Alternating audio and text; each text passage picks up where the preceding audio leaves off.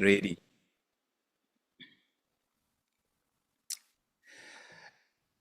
For a long time in Kenya, KICC has been the tallest building. KICC is 344 feet tall. That is about 104 meters. If you lay KICC flat and you run from beginning to end, by the time you get to the very end, you'll be running out of breath. 344 feet, 104 meters. But that pales in comparison to the tallest building in the world.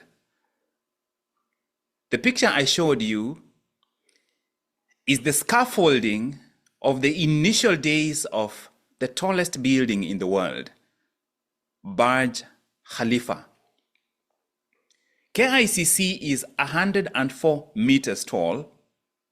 Burj Khalifa is 828 meters tall. If you're using KICC to understand Burj Khalifa, you have to go up and down 8 times to get a sense of how tall Burj Khalifa is, the tallest building in the world. But what is fascinating about Burj Khalifa is not just that it's the tallest building in the world. The question is, how were they able to reach 2,717 feet into the air constructing? They had to create the most innovative scaffolding system that has ever been created. Nobody had ever built that high because nobody had ever created a scaffolding intricate enough to support building to that height. In other words, the building is a masterpiece, but it came after the first masterpiece, the scaffolding. Without a masterpiece of a scaffolding, they would never have been able to build Burj Khalifa. 828 meters into the air. Think about that. The interesting part is that today, when people go to Dubai, they're fascinated by the tallest building in the world. But nobody sees the scaffolding that made that building possible. Do you know why? Because scaffolding served its purpose. The scaffolding is gone, but the legacy it left behind, the possibilities that it enabled, will remain for a long time to come. The building that could not be built without the scaffolding today stands alone. And that's why I would like us today to talk about the concept of scaffolding. And we will use this idea of scaffolding comes before the building, but the building eventually stands by itself, to apply it to the areas of our lives that we need scaffolding to truly be successful, to be able to experience authentic, reliable, reproducible, long-standing transformation. Finding the support we need to experience the transformation from one identity to another. Over the years, as I have coached people, whether it's in one-on-one or in small or large groups, one thing that I have learned is this, that lasting breakthrough always depends on a reliable support system. Lasting breakthrough is dependent on a support system.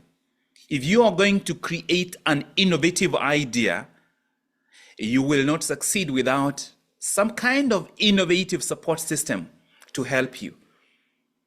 And that's what we speak about. This is probably a simple thought, but I don't want you to miss it. When you think about the scaffolding of a building, where is the most crucial scaffolding found? The most crucial scaffolding of a building is in the foundation. Without a root system, no tree would be able to stand, even supporting its own weight. Forget about enduring and withstanding the wind and the rains and the branches and the birds that perch on this tree. Even just being able to support its own weight. A building to be able to support its own weight as it starts to be built, it needs a root system. That root system becomes like the scaffolding as it grows. Where in your life would you have made more progress today if you had a more reliable support system? Where have you been running in circles, stuck in the same spot, where you almost feel the same as you did 3-4 years ago in that particular area, and yet it's one area where you truly desire that you grow? Might it be that the lacking ingredient is lack of structure? In other words, lack of intentional scaffolding that can enable you to build your small Burj Khalifa in that area, such that being able to grow and overcome whatever is holding you back in that area probably will remain a mirage as long as you do not create an intentional scaffolding that supports you to overcome the barriers. Over the last 26 days, 27 days that we've been running in the Momentum 90 Challenge, we've explored really simple but powerful ideas. We've spoken about transformation. We've introduced the 5 identities. The 5 identities are struggling with 5 different transformations. We've spoken about the transformation from procrastination to action, from confusion to clarity, from chaos to systems, from doubt to confidence, and the overall, the all-encompassing, from dreams to reality.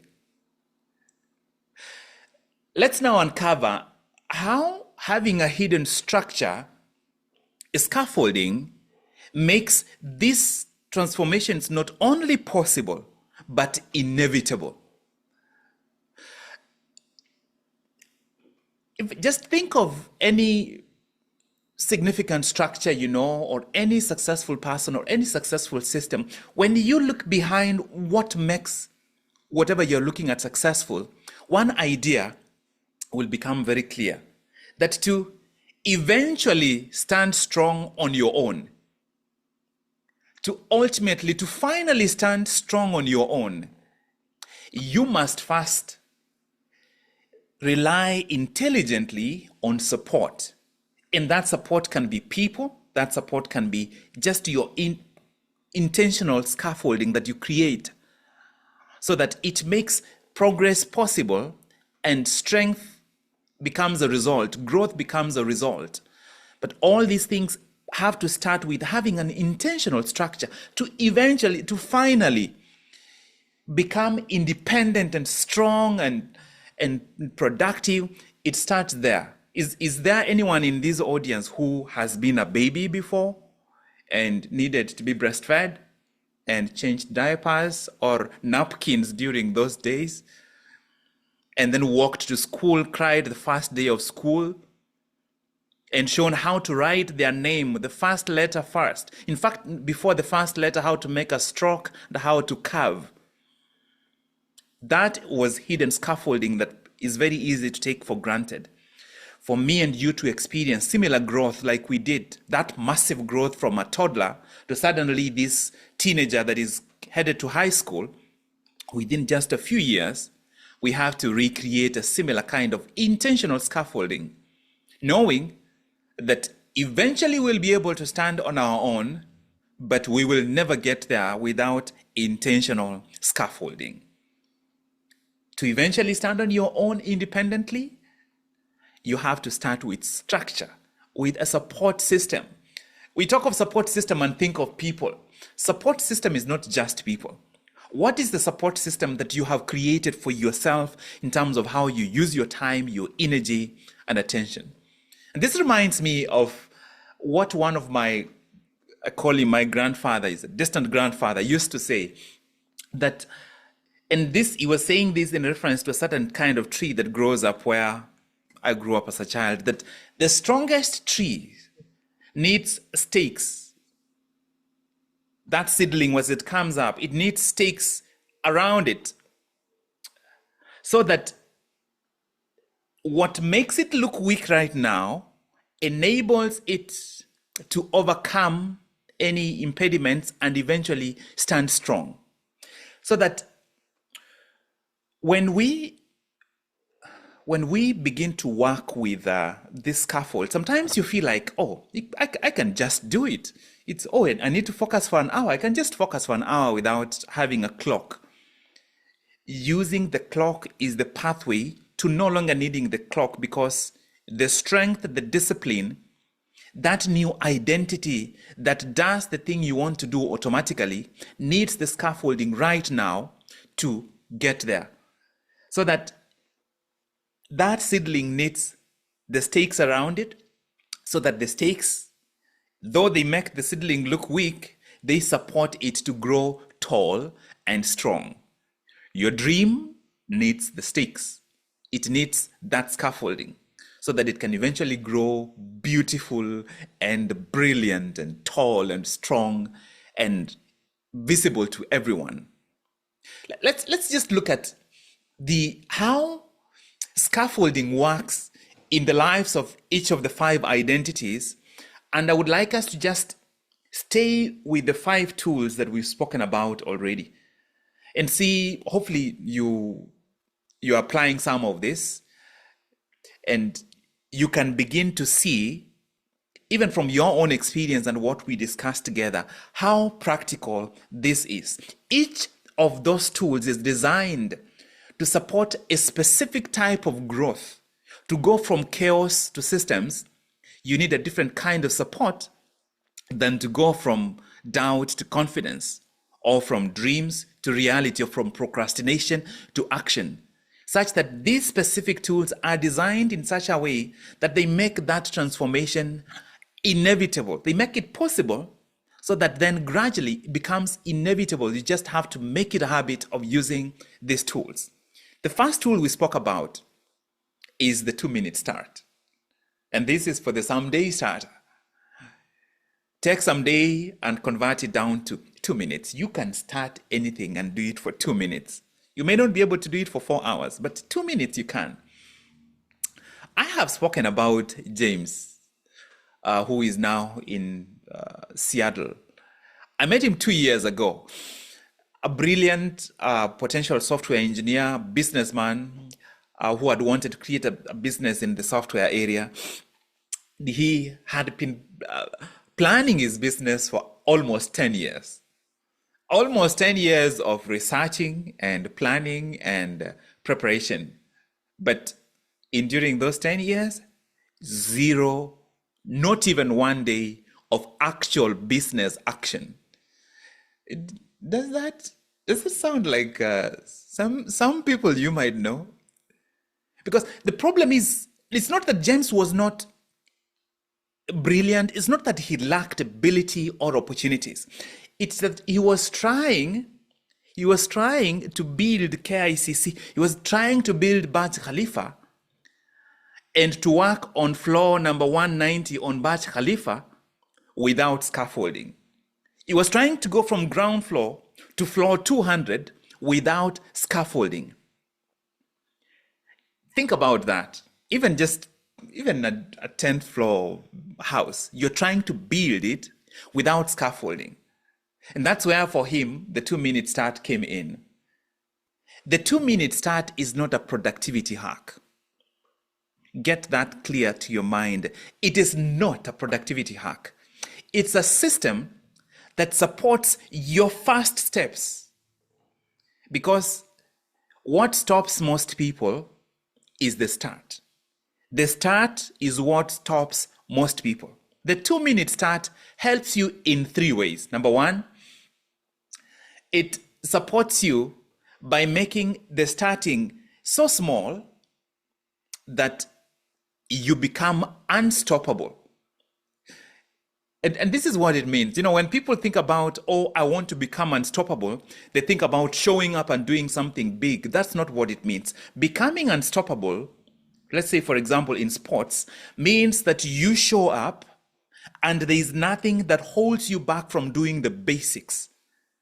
And by creating a rhythm of showing up and making the start of doing the basics so easy and so natural, doing the bigger things becomes inevitable. That's what it means to become unstoppable. Being able to show up consistently and do the basic thing. You show up tomorrow, you do the basic thing. Basic becomes so part of you that you no longer plan for the basic. When you show up, doing the basic so automatic that you create room to now do the next thing.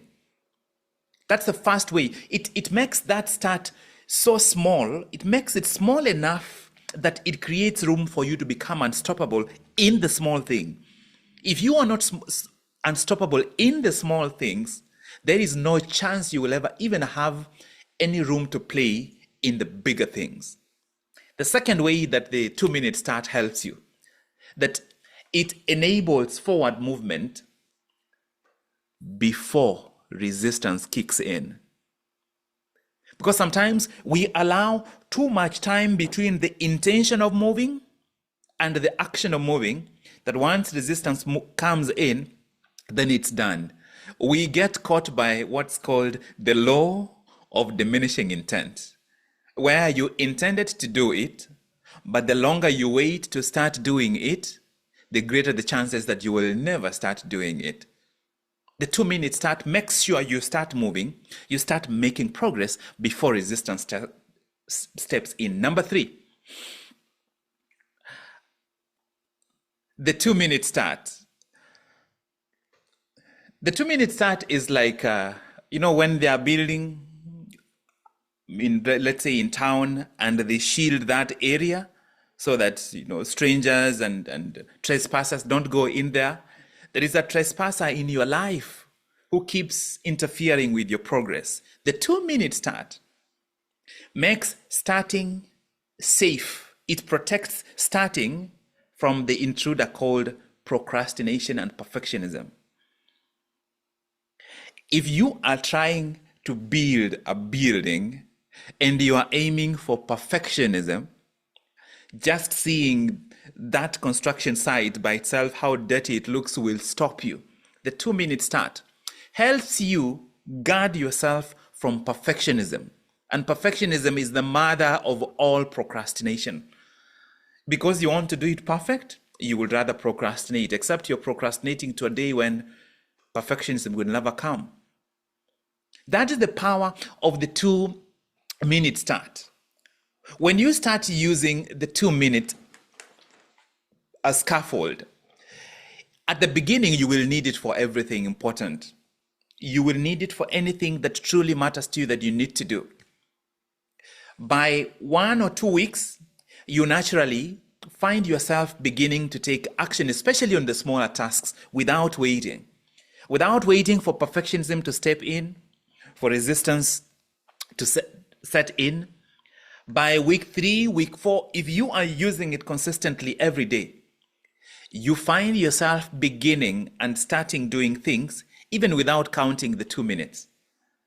So in other words, this is not a productivity hack. It is a key that unlocks your action so that you begin to take action without resistance stepping in, without procrastination and perfectionism coming in. If by the time you've been using it for about 2 to 3 months, you one day are surprised that you are taking so much action and you're not even counting the 2 minutes. That is the power of the 2-minute start. Let's go to the chat box. Just type the word yes. Have you tried the 2-minute start? Just type the word yes if you have. If you haven't tried it, do you want to try the 2-minute start? Type the word must. Have you tried the 2-minute start? If you haven't, do you want to try the 2-minute start? Say must. And if you've tried it and you want to continue, you can even say yes and must. It's a menu you can pick from. It's a menu. I see so many people have tried it. This is one of the things that I would strongly, strongly encourage when you go into your reflection rooms. Please share on. Let's go to the next tool. The next scaffold. We call it the clarity scaffold. This is one that I will recommend for everyone. This is called the power hour. I call it the dash. The dash is the space, the dash power hour. So you can call it the morning power hour, the evening power hour, the mid-afternoon power hour. You color it the way you want it and use it the way you want. At the beginning of this challenge, I spoke about Sarah, the career coach. She was a CEO of her own coaching business. When I first started working with her, her office looked like a military command center. She had 3 computer screens, including a vertical computer screen, 2 phones, endless notifications from WhatsApp and TikTok and Instagram and LinkedIn. She was drowning in what, in her own words, she called constant connectivity. And then she said something that I remember in the exact words I will never forget because it hit me like a rock. Said, Dr. Mogire, I am available to everyone, but present to none, including myself.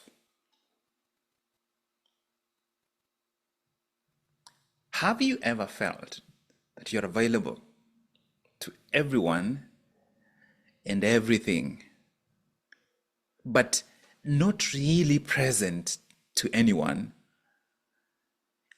including yourself?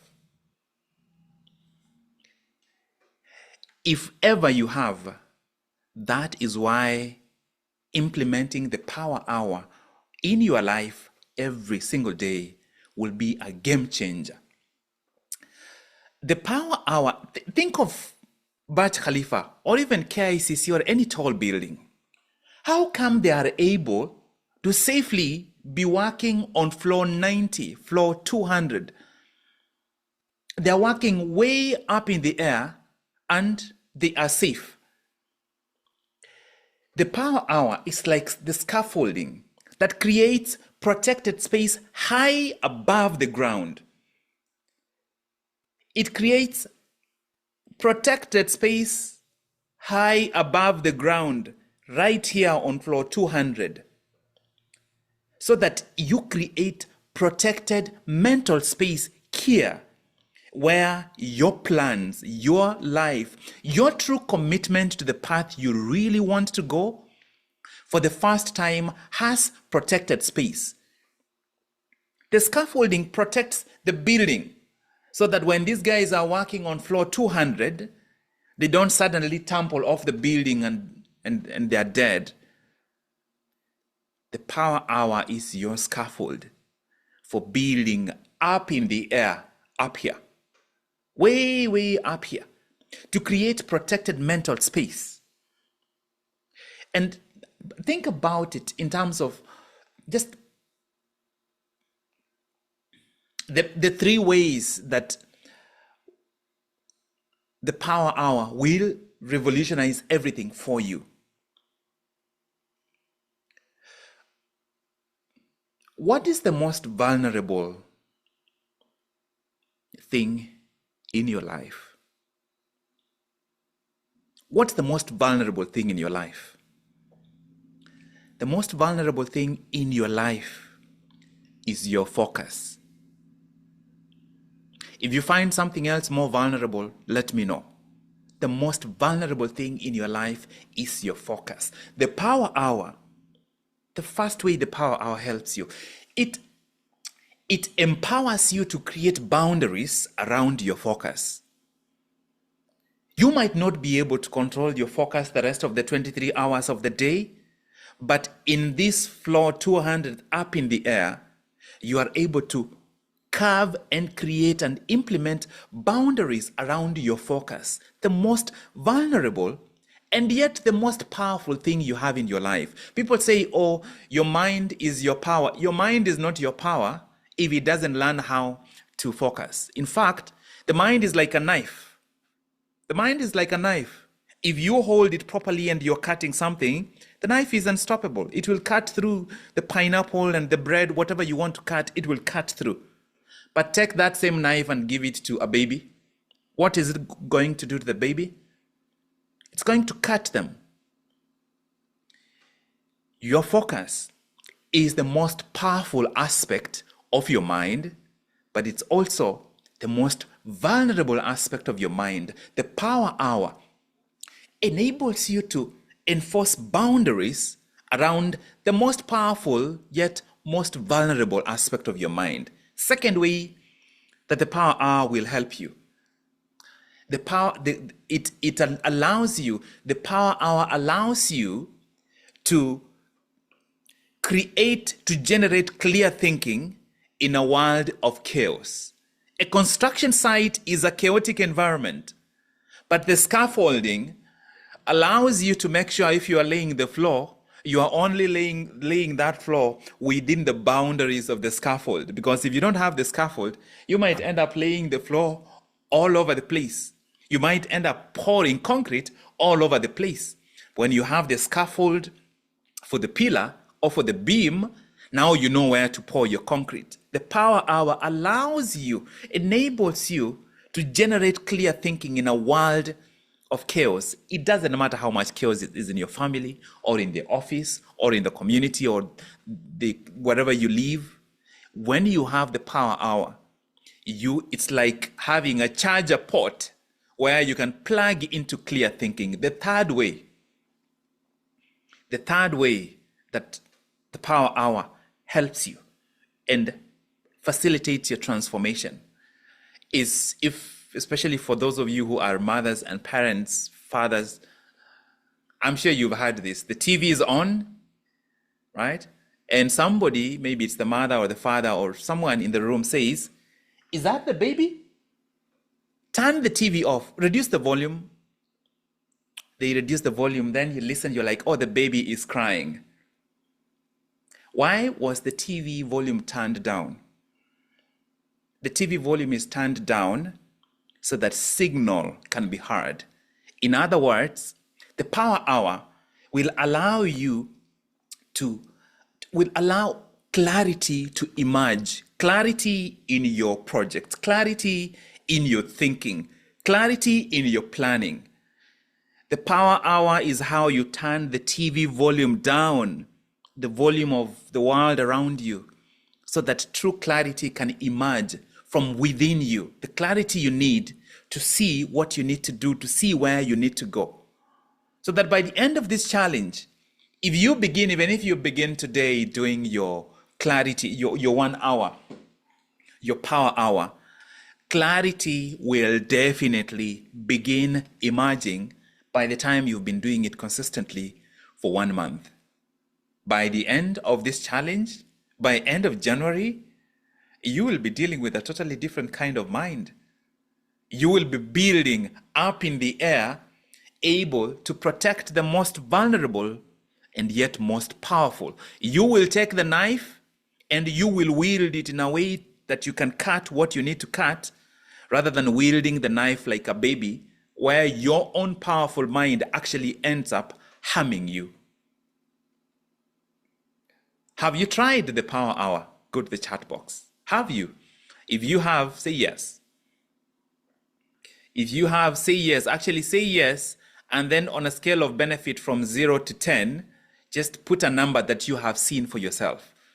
If you haven't tried the power hour, the dash power hour, morning power hour, or evening power hour, just say must, or just declare your intention in whichever way works for you. This, of all the tools that we've spoken about, this is one that I would recommend to everyone. This will change everything. I could stop this presentation here, and if all you do is find the discipline to aim for the power hour. Now, eventually you might do your 10 minutes, but that is the journey to the full power hour. The goal is to do an hour, but if you can't do an hour, don't skip. Do 15 minutes. 15 minutes is better than no minutes at all, as long as you create that rhythm and start doing it day after day after day. Right? I see I use the power hour. They are moving so fast. I can't even read all of them. I'm glad. Thank you for that feedback. This is one that I would strongly recommend for you to use.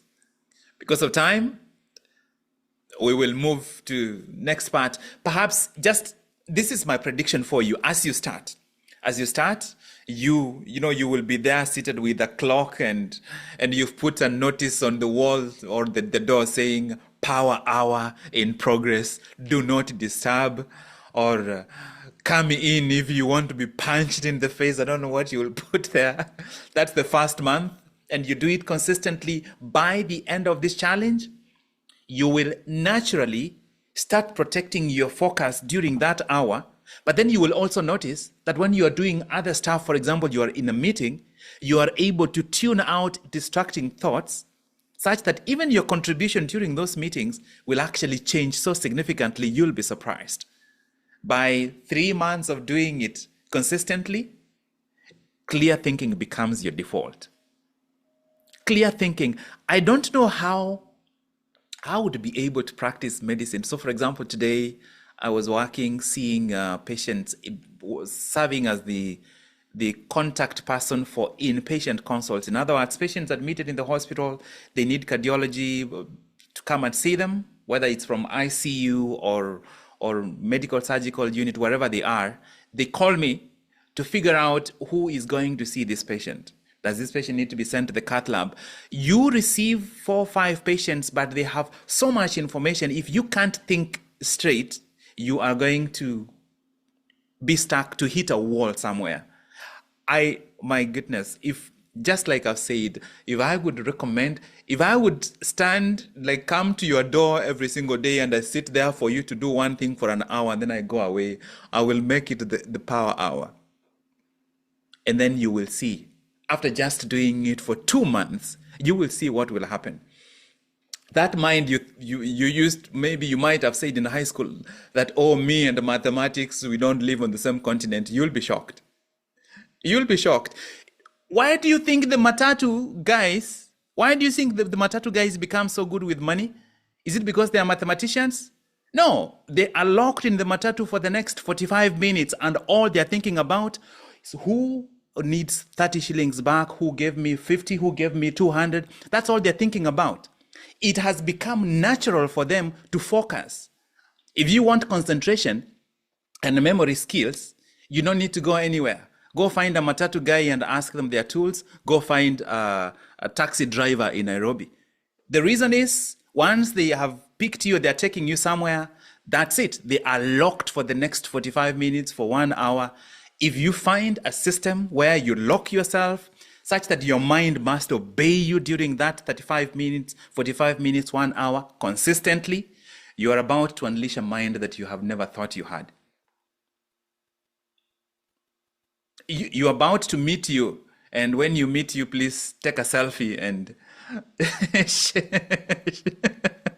share with us. I am so passionate about this one that Yvonne we spoke about during the 90-day challenge, Momentum 90, that would be it. Anyway, before we get stuck there too long, we have a couple more that we need to speak about. The next one is the system scaffold. The system scaffold.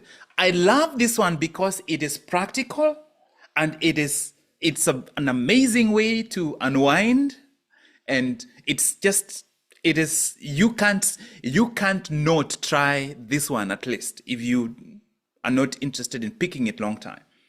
Think of firefighters. When we think of firefighters, we think of them firefighting. But in reality, the best firefighters don't just fight fires. they prevent them. The more successful they are at preventing fires, the greater they are. Nobody will crown them for fires that didn't happen, but when fires don't happen, it means they have actually been successful. The scaffold for firefighters, if you've ever been one, is the evening reset. This, my goodness, the evening reset. If I've ever met a storm chaser, a firefighter, I have met Michael. Michael was one of these high-performing individuals. And as a middle manager, when I first interacted with him, his words were that I thrive in chaos. Except when I looked at him, his blood pressure was going through the roof. It seemed as though chaos was thriving more than he was thriving. The evening reset for him changed everything. And he started with just 15 minutes. And you don't have to do 15 minutes, depending on what, how you decide to do it. Just 10 minutes. 10 minutes. Those 10 minutes, they will provide structure for the following day. They will prevent tomorrow's crisis, tomorrow's fire. If you find yourself running late to an interview or a meeting, there is something you missed to do the previous night. You woke up to iron. You woke up to brush or polish your shoes. You woke up, there are some things you woke up to do that you didn't do the previous day. Or maybe you did not set the alarm, which means you did not do your evening reset. All those things are part of your evening reset. How does the evening reset help you? Number one, it supports you to create order before chaos happens.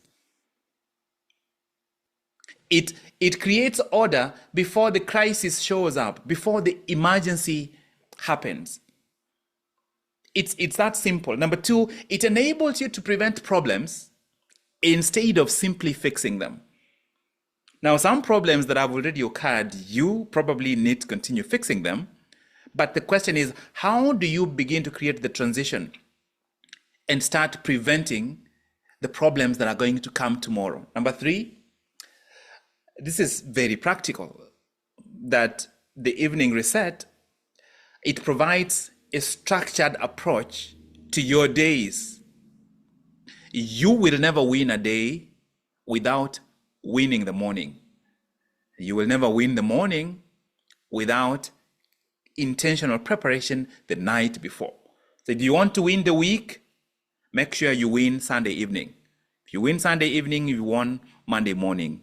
You win Monday evening, you win Tuesday morning. And that is how it works. You win with the evening reset, your days become so structured. I will move, that is, the evening reset is so clear, so practical. I won't spend more time on it. Have you tried it? Have you tried it? Goes to the chat box. Have you tried it? Let's see. Yes or must. But as you type must, I want you to quietly ask yourself,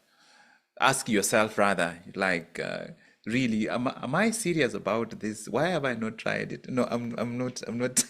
Don't stop writing your must just because I said that. I'm just challenging you, right? I would like you to try.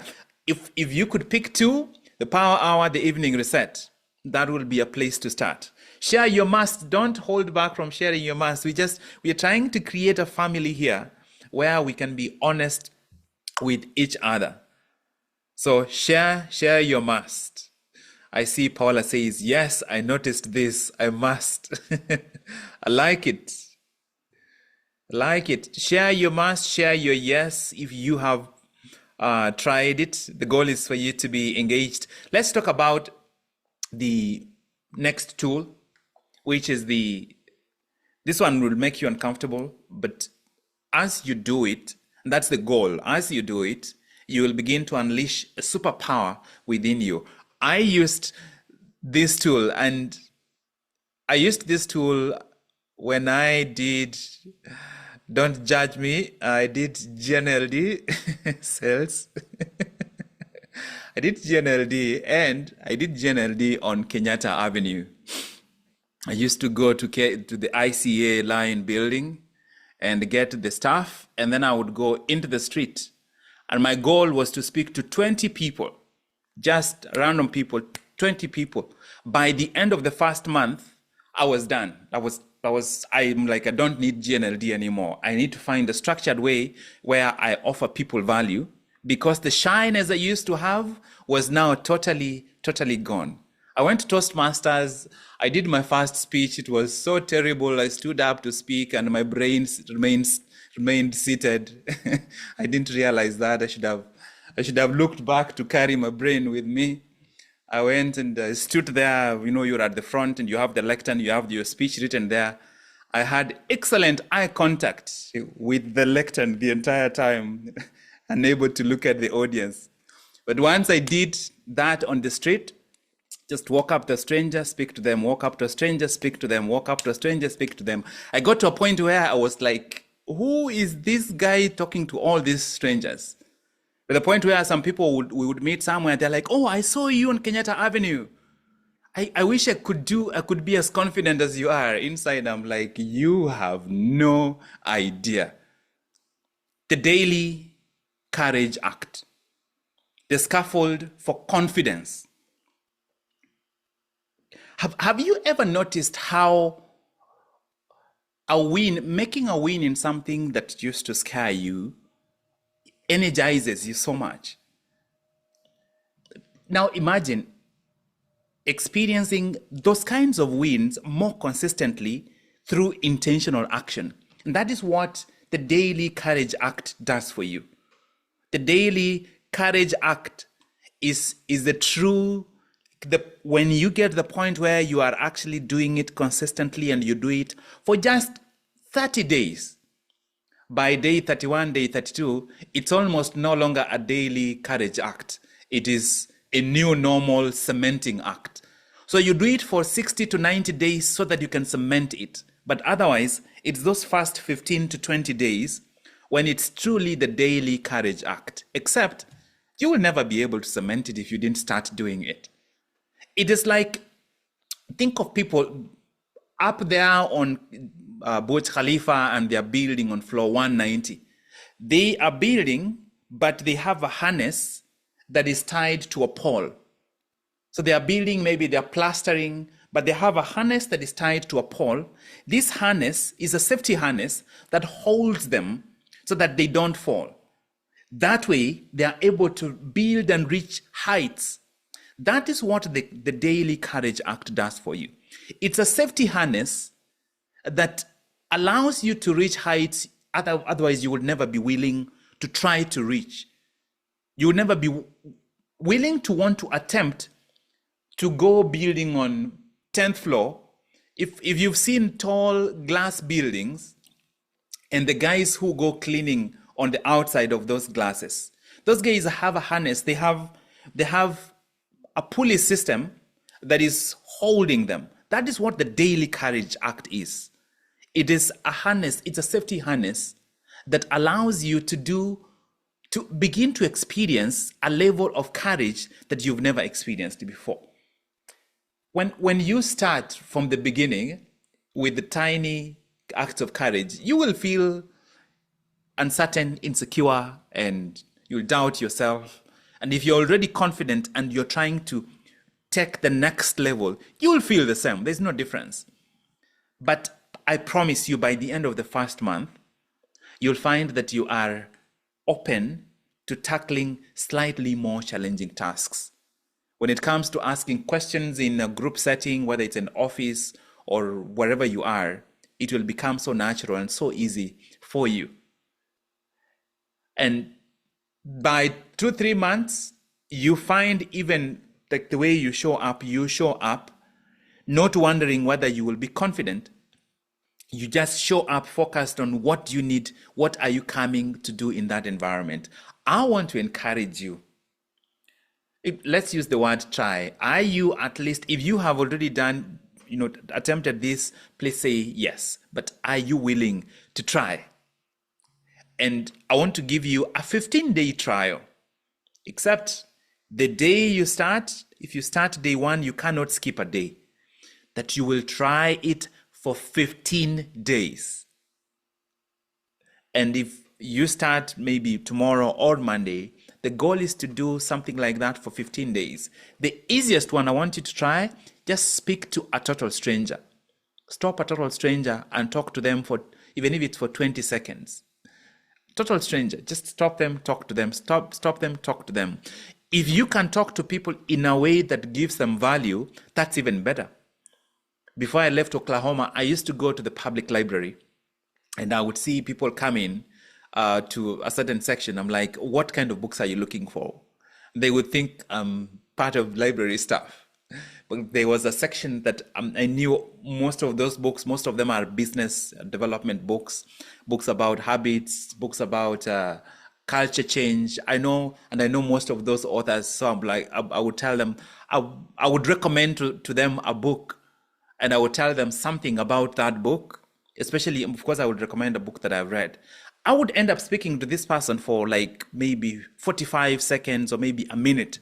But during that minute, I have kind of challenged myself to just spontaneously connect, but I've also given them value. So if you're in an environment where you can actually give people value, why not?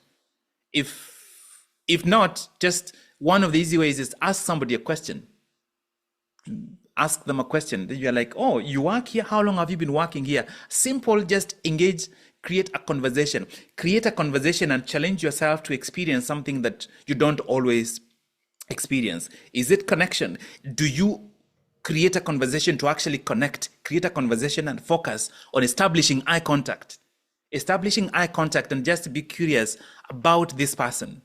If you do that consistently, you will be standing to present to people. For example, I'm seated here presenting to you. I can presume that I'm just presenting to Marcy. That's it. So all of you are here. I'm no longer intimidated by all of you because I'm like, yeah, if I was having coffee with Marcy, why would I be scared talking to you if you were having coffee? I'll be like, oh, so what's up with the poetry that you've been writing? Have you written any? And I'm reminding you, Marcy, that we've spoken about poetry before. I'll be here. I'm like, hey, Isabel, how is your day? Why would I be scared? We get scared because we have never broken through that glass. This is your tool. This tool will help you break through that glass. Professionally, you have no idea what this will do for you, what opportunities this can open for you. Let's go on and speak about the last tool. The last tool is the evidence journal. The evidence journal. One thing about dreams is that everyone has them. Everyone has dreams. The difference between dreamers and achievers is not talent.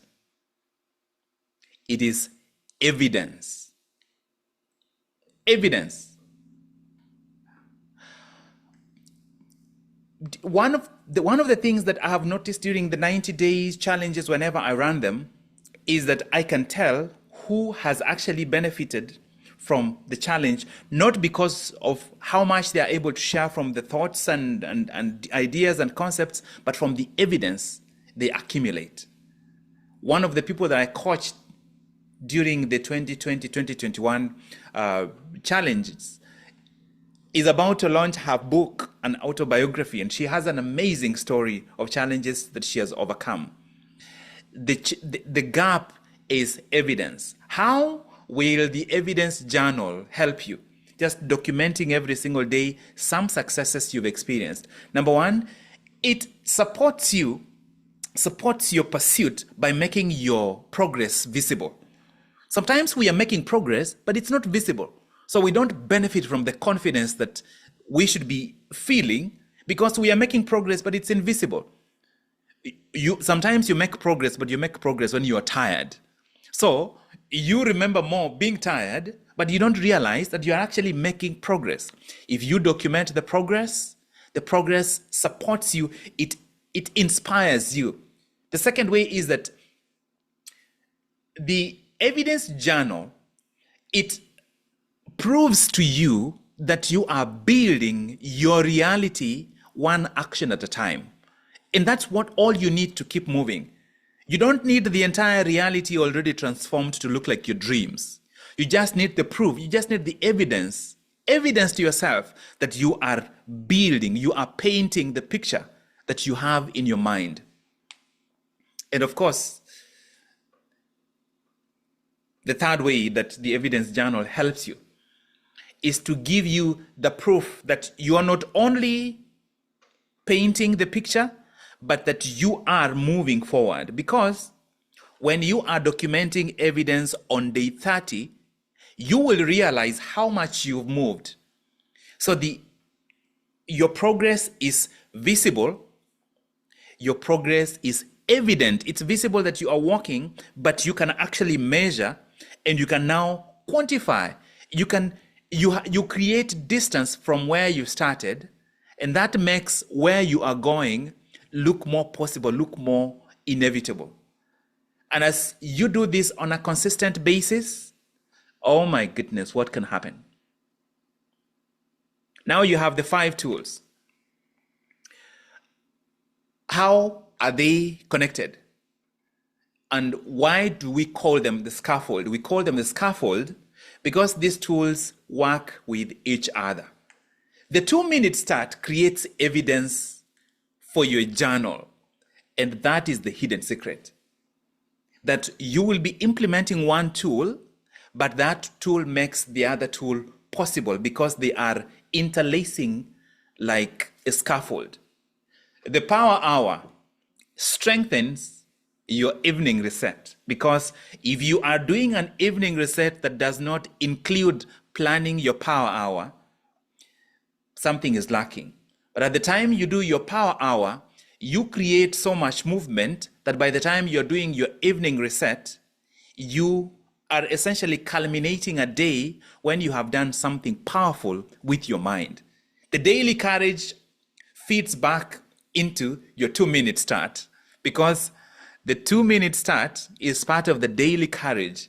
That moment when you want to open your mouth up and speak to a stranger, if you hesitate, resistance will come in, and then procrastination and perfectionism will come in, where you are thinking, what words do I need to say that will not come off? How will I best approach this person?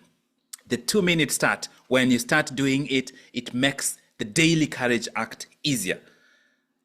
The 2-minute start makes the power hour easier, because when you sit down, those first 2 minutes at the beginning of the power hour. So all these tools are interlaced. My question to you is, are you willing to try each of them?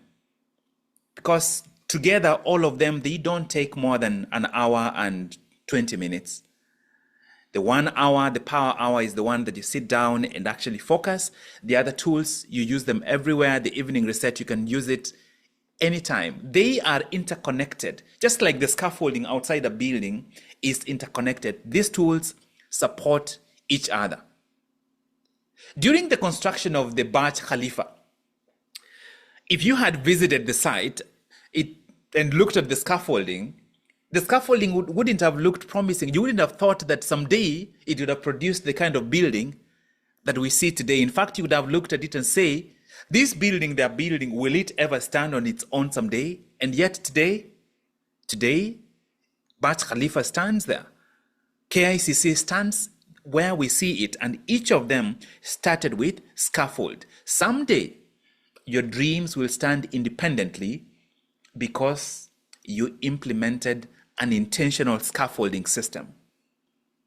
Today, the Burj Khalifa stands tall in the air, but it is the scaffolding that made that possible.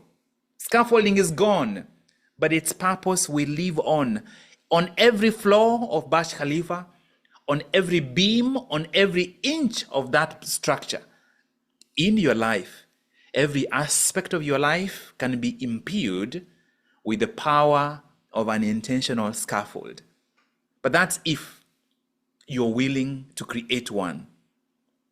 Your transformation is no different. Right now, you might need scaffolding. You might need the 2-minute start, the power hour, the evening reset, the daily courage act, the evidence journal. Use them. Because one day, just like the Burj Khalifa. While other people will be seeing your results, you will know that it is scaffolding in your life, in your inner life, that made it possible. The path to standing alone someday begins with the courage to accept support today. I challenge you to accept the 5 tools so that they are no longer theories that we speak about in the Momentum 90 challenge, but practical tools that you are willing to pick and use them. Remember, the tools that hold you today are not a sign of weakness. They are a sign of your willingness to embrace wisdom in your actions, so that you are like that seedling that needs the stakes, but someday it becomes a massive tree that stands on its own. Today's scaffolding becomes to your tomorrow's unshakable strength. And it transforms from this temporary supporting external power to lasting inner power. If you're willing to embrace them, I don't know what I would do to get everyone that is especially hearing my voice right now, and as many people in the 90-day challenge as possible, to actually embrace these 5 tools. So that if all we did is just really digest and apply these tools the rest of the challenge, it will transform everything. Your next level isn't asking for perfection. Your next level is asking for proper support. If you want to build floor 90, it is going to require support. You can't build it without scaffolding. The journey from being stuck to becoming unstoppable is not a desperate leap of faith. It is a deliberate climb. When it comes to true transformation that lasts, leaping sometimes leaves gaps. Deliberate, gradual climb that is powered by scaffold, that's what you can sustain long term. There is that sacred space between being supported and being independent. That space where you're supported, then gradually you grow to be independent. That space in between is transformation. So if you desire transformation, you have to start by intentionally being willing to embrace these tools. Even the tallest building in the world started with scaffolding. Your next level will start with scaffolding, and someday we'll come back here to celebrate some amazing things that you've been able to do with intentional scaffolding.